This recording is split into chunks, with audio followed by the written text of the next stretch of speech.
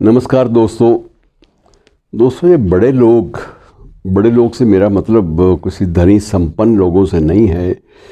वे लोग जो अपने गुणों के आधार पर बहुत बड़े माने गए और उनका जीवन जो है वो प्रेरक बन गया, स्वरूप ले गया ऐसा जो प्रेरणा देने वाला हो।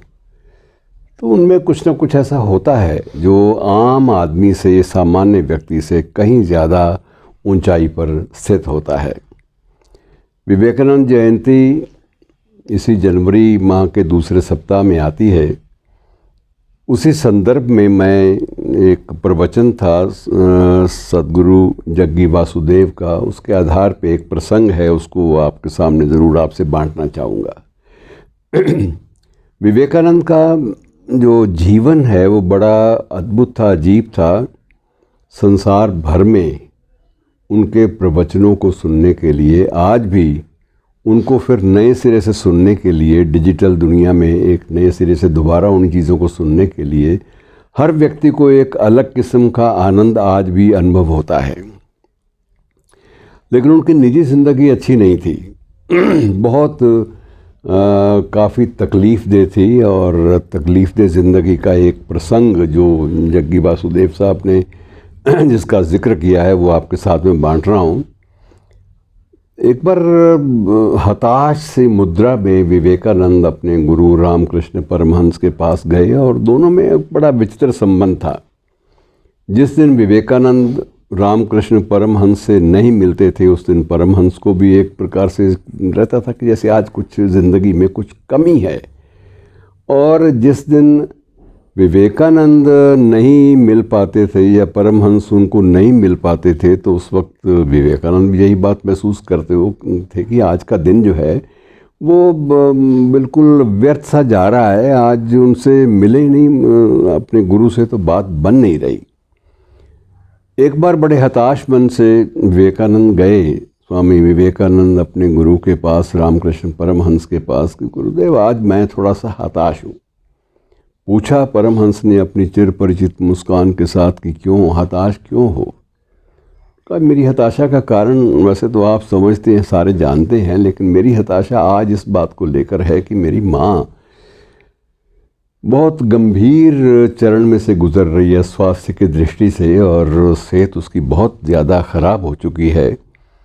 और इस वक्त मुझे एकदम से ये एहसास हुआ है कि आध्यात्मिकता ये व्यर्थ की बात है। वो आध्यात्मिकता जो मेरे किसी काम नहीं आ रही, मेरे पास साधन नहीं है, मैं इस आध्यात्मिकता को क्या करूं? इस आध्यात्मिकता ने, इस दर्शन ने, इस फिलॉसफी ने, इस चिंतन ने मुझे दिया क्या है? मुझे इतना भी नहीं दिया कि मैं अपनी माँ का इलाज समुचित दृष्टि से कर सकूँ, समुचित रूप से कर सकूँ। अब मैं क्या करूँ? मुझे समझ ही नहीं आता कि मैं इस स्थिति में कैसे आध्यात्मिक चिंतन को जारी रख पाऊँ। परमहंस मुस्काए, बोले कि ऐसा है कि भाई अगर आवश्यकता है तो ये दूसरी माँ है ना, काली माँ, इससे जाके मांग लो। जाओ, अंदर जाओ और उससे मांग लो, जो मांगोगे वो शायद तुम्हें मिल जाए। विवेकानंद गए, 1 घंटा अंदर बैठे रहे। 1 घंटे के बाद बाहर आए तो परमहंस ने पूछा कि विवेकानंद मिला कुछ? कहने लगे मैं भूल ही गया, मांगना ही भूल गया। कहने लगे फिर चले जाओ, अब मांग लेना, याद रख लेना। फिर वो गए, 1 घंटा बिता के आए तो परमहंस ने पूछा अब तो बात मिल गई होगी, जो मांगा होगा मिल गया होगा? कहने लगे नहीं, मैं गुरुदेव भूल ही गया। अब तीसरी बार परमहंस ने फिर उनको भेजा कि जाओ इस बार भूलना मत और जाके जो मांगना है मांग लो।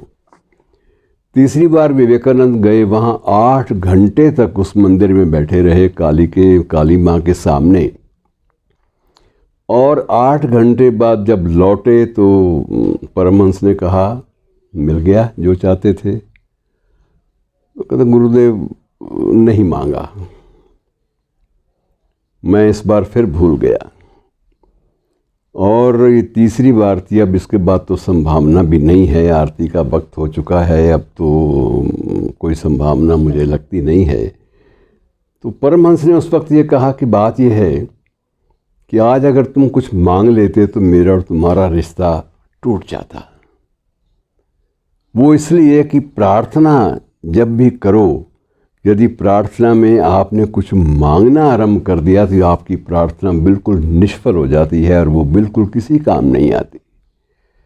मुझे मालूम था तुम मांग नहीं पाओगे। यदि तुमने बड़ी आस्था के साथ वहाँ प्रार्थना की काली से, तो काली माँ के मंदिर से तुम अपनी भौतिक चीज़ें नहीं प्राप्त कर पाओगे और मांगने की तुम्हारी जो शक्ति है वो भी समाप्त हो जाएगी। मुझे ऐसा लग रहा था।